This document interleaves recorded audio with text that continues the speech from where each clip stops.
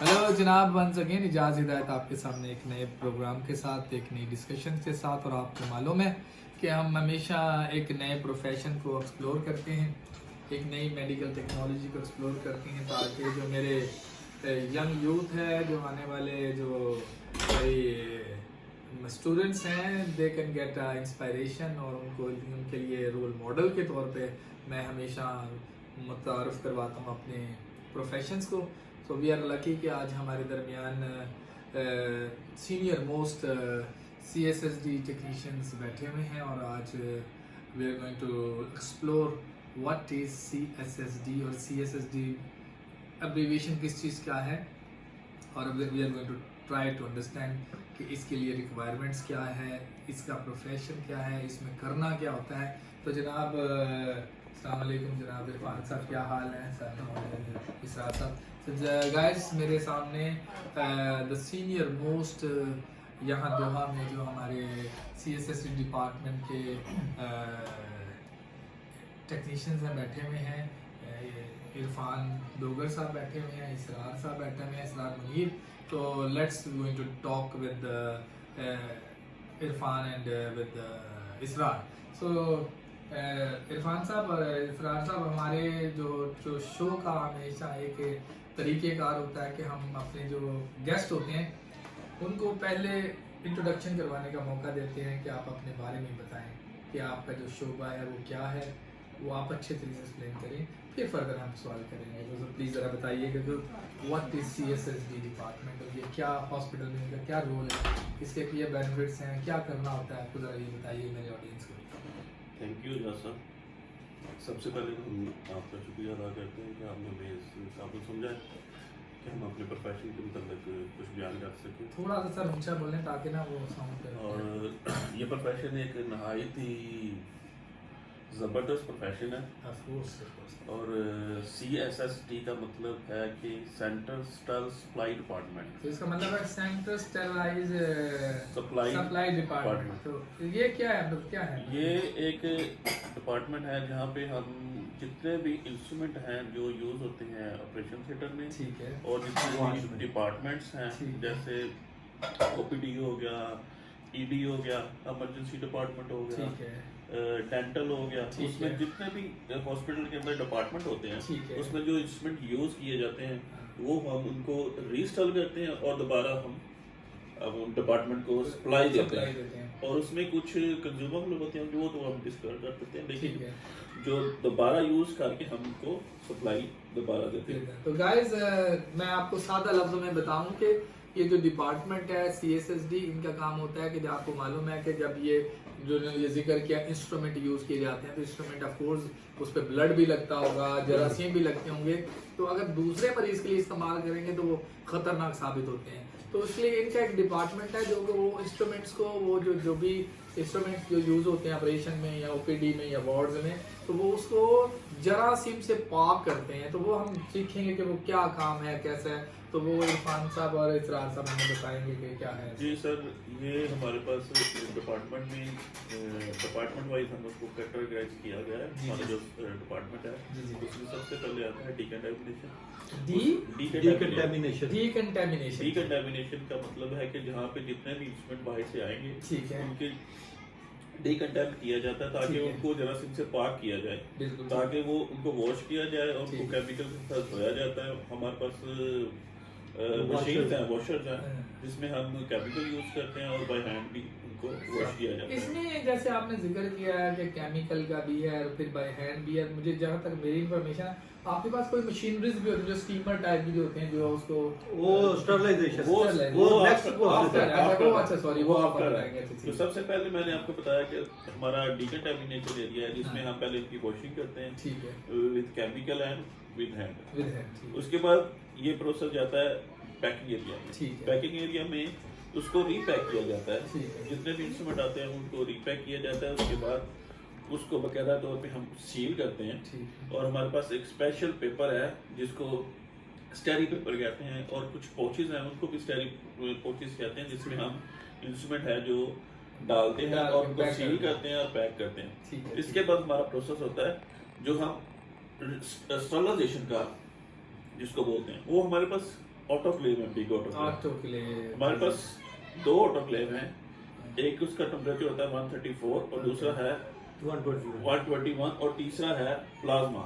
हाँ जी, इसका भी टेम्परेचर तकरीबन 50 और 40 to 49 और 50 के दरमियान 60 तक टेम्परेचर। अच्छा जी, जो मुझे समझ आ रही है, जैसे आपने बोला कि आपके पास प्लाज्मा भी होता है स्टरलाइजेशन के लिए, आपके पास ऑटोक्लेव 2 टाइप के जिसमें हाई टेम्परेचर और लो टेम्परेचर है। अच्छा, जो मुझे ऐसे, क्योंकि मैं भी मेडिकल से रिलेटेड हूँ, तो वो आपके पास इंसुलेटेड भी इंस्ट्रूमेंट्स आते हैं, कुछ नॉन इंसुलेटेड आते हैं। तो अगर आपके पास इंसुलेटेड, उससे मुराद ये होता है कि वो इंस्ट्रूमेंट जिनके ऊपर वो प्लास्टिक की एक धार चढ़ी होती है, वो डेलीगेट्स होते हैं ना, वो प्लाज्मा में करते हैं। तो वो आप प्लाज्मा में करते हैं। ये प्लाज्मा क्या चीज है, इसरार साहब आप बताएं थोड़ा सा। उसका टेम्परेचर कम होता है ना। अच्छा जी, 50 to 60 होता है टेम्परेचर अच्छा, इसका। उसमें आप ये गारंटी होती है कि वो जरासीम मर जाते हैं। हाँ, उसमें भी यही होता है। अच्छा, वो प्लाज्मा ऑक्सीजन पेरोक्साइड के साथ से, ऑक्सीजन पेरोक्साइड के हिसाब से। तो इनकी मियाद, मतलब एक आपने इंस्ट्रूमेंट एग्जांपल आपने प्लाज्मा में किया और एक ऑटोक्लेव में किया, तो इनमें ये कोई, जैसे किसी भी चीज की एक्सपायरी मेडिसिन 1 year, 1 साल तक आप इस्तेमाल कर, जब तक वो टेयर ना हो, जब फटे। बिल्कुल। अच्छा जी, और बताएं जी। तो इसके लिए मैंने एक मिसाल भी आपको देता हूँ कि मैंने ये थोड़ी स्टडी भी की थी जब हमने इसको एग्जाम पास किया था। एशियन का USA का एग्जाम है, मैंने और साहब ने भी किया हुआ वो एग्जाम।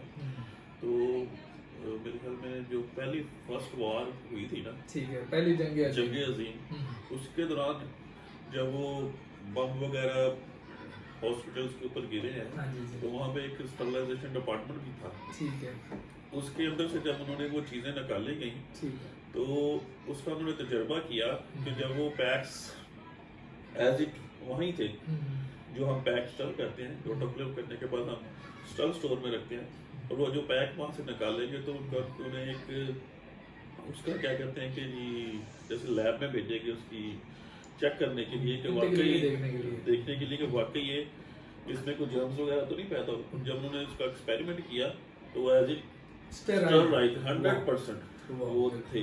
और इसको फिर हमने ये हम जो स्टरलाइजेशन करते हैं, तो इसको हम ये कह सकते हैं कि एक हम 100% स्टरलाइजेशन देते हैं इंस्ट्रूमेंट जो मरीज पे यूज हो, तो मरीज के लिए नुकसान देना।